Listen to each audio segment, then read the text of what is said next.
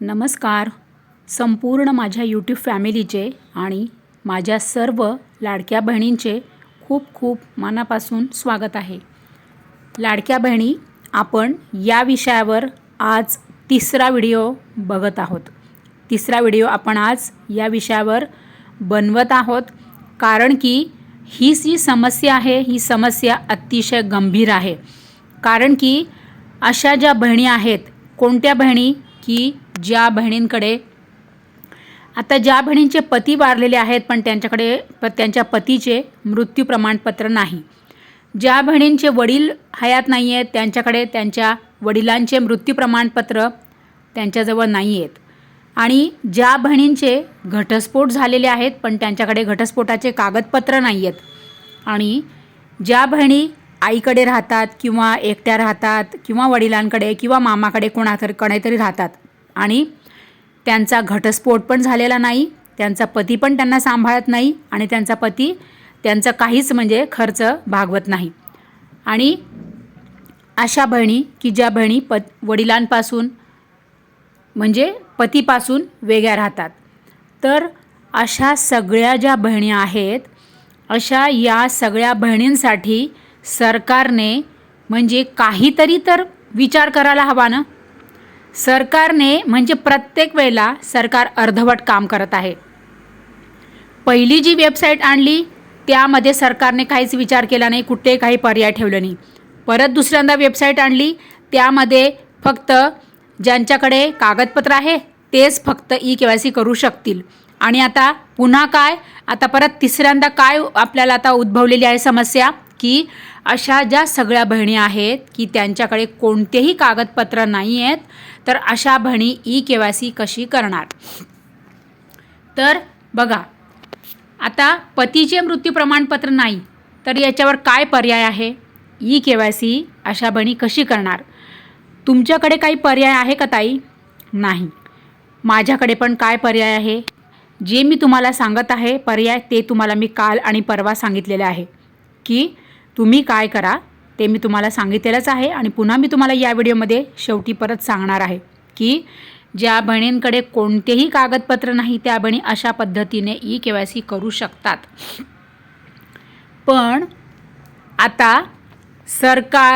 आता आपण सरकारकडे जायचं का, सगळ्या बहिणींनी मोर्चा काढायचा का आणि सरकारपर्यंत पोचायचं का, धडकायचं का सरकारपर्यंत. कारण की सरकारने प्रत्येक वेळेला अर्धवट कामं केलेली आहेत. सरकार या गोष्टीचा विचार का करत नाही, की ज्या बहिणीकडे पतीचे मृत्यू प्रमाणपत्र नाही ती कुठून कागदपत्र देणार अंगणवाडीमध्ये, आणि ज्या बहिणीच्या वडिलांचे मृत्यू झालेला आहे आणि तिच्याकडे वडिलांचा मृत्यू झाला आहे पण मृत्यू प्रमाणपत्रच नाही आहे त्या बहिणीकडे, ती बहीण ई-KYC कशी करणार.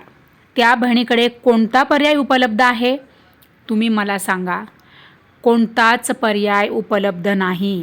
अहो सरकार, मला हे म्हणायचं आहे, सरकारने जागं व्हायचं आहे. सरकारपर्यंत आता तुम्ही सगळ्या लाडक्या बहिणींनी जर जास्तीत जास्त बहिणींनी कमेंट केली, जास्तीत जास्त बहिणींनी हा व्हिडिओ लाईक केला, सगळ्या बहिणींपर्यंत तुम्ही जर हा व्हिडिओ व्हायरल केला ना, सरकार जागं होणारच. कारण की हा व्हिडिओ, हा डेटा सरकारपर्यंत पोचणार आणि सरकार जागं होणार. सरकार या मुद्द्यावर दखल घेणार, या मुद्द्याची सरकार नक्की दखल घेणार. कारण की अतिशय गहन विषय आहे हा. कोणता, की ज्या बहिणींकडे कागदपत्र नाही त्या बहिणी, सरकारने सरळ म्हटलेलं आहे ना, तुमच्याकडे जर कागदपत्र नाही, तुम्ही जर कागदपत्र सादर केली नाही तर आम्ही तुमची ई-KYC गृहीत धरणार नाही. ज्या बहिणींचे घटस्फोट झालेले आहेत परंतु त्यांच्याकडे घटस्फोटाचे कागदपत्रच नाही आहेत, काय आहे पर्याय या ताईंसाठी सांगा बरं. ई-KYC करण्यासाठी अशा ताईंकडे काय पर्याय आहे. सरकार मात्र प्रत्येक वेळेला काही ना काही अपूर्ण वेबसाईट आणत आहे.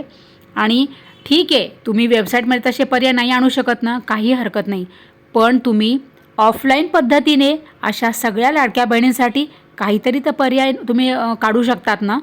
किंवा तुम्ही कुठेतरी काहीतरी एक असा अधिकारी नेमा, तिथे तुम्ही सगळ्या बहिणींचं तुम्ही ई-KYC तुम्ही करून घ्या स्वतः. हो की नाही? तुम्ही सांगा, माझं खोटं आहे का खरं आहे? तुम्ही मला कमेंट करा.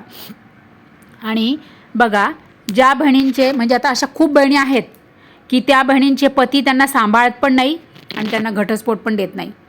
त्या एक तर आईकडे राहतात किंवा मामाकडे राहतात किंवा एकट्या राहतात. मग अशा बहिणी कागदपत्र कुठून देणार? ई-के-वाय-सी कशी करणार? यांच्याकडे काय पर्याय आहे? ई-के-वाय-सी तर केलीच पाहिजे. सरकार म्हणतं की तुम्ही ई-के-वाय-सी तुमची आम्ही गृहीत धरणार नाही जर तुम्ही कागदपत्र दिले नाही तर. अहो हो, पण तुम्ही हा नाही का विचार केला आधी की अशा पण बहिणी असू शकतील की त्यांच्याकडे कागदपत्रच नाही आहेत. अशा पण बहिणी असू शकतील की त्यांचा घटस्फोटच झालेला नाही आहे, ज्या एकल आहेत. तर सरकारने जागं झालंच पाहिजे. सरकारने यावर पर्याय आणलाच पाहिजे. किंवा अत्यंत महत्त्वाचं अपडेट सांगणार बघा, आता ज्या ताई आहेत ना, पतीपासून वेगळ्या राहतात, त्यांच्याकडे काय पर्याय उपलब्ध आहे सांगा बरं ई-के-वाय-सी करण्यासाठी? काहीच नाही. तर सरकारने एकच करावं.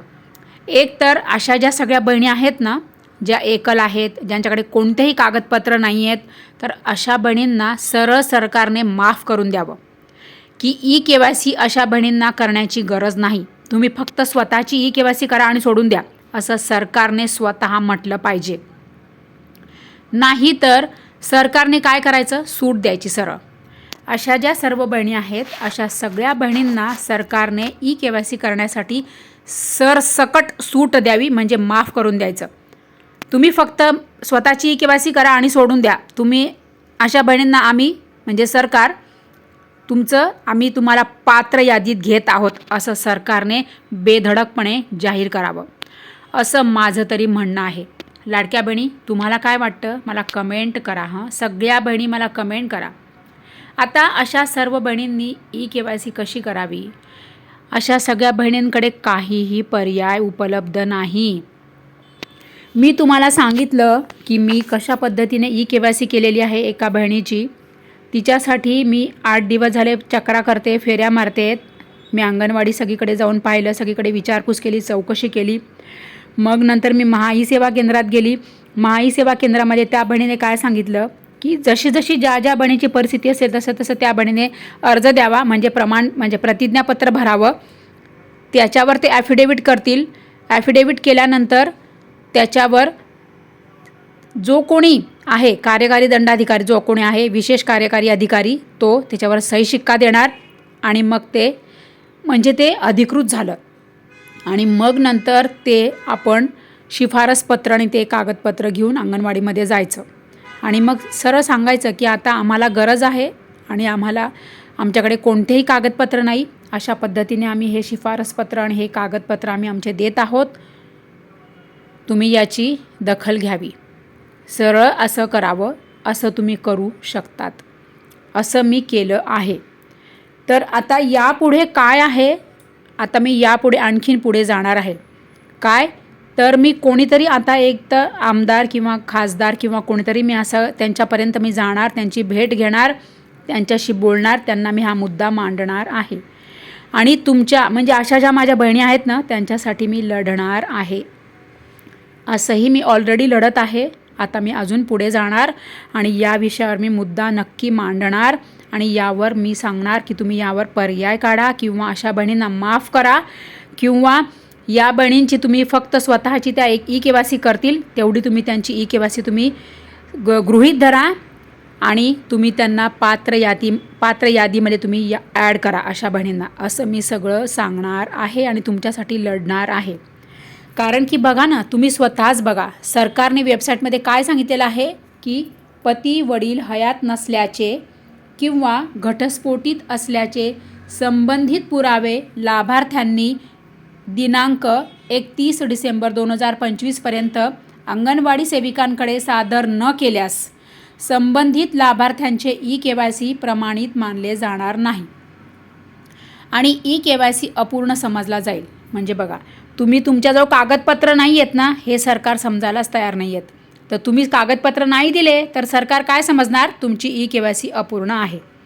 मग सरकारला आपण जागं करायचं आहे आता आणि सरकारला जागं करून सरकारपर्यंत आता हे सर्व समस्या मांडायच्या आहे आणि मी सर्व जाणार आणि आता या सगळ्या समस्या तुमच्या मांडणार आहे ॲट एनी कॉस्ट.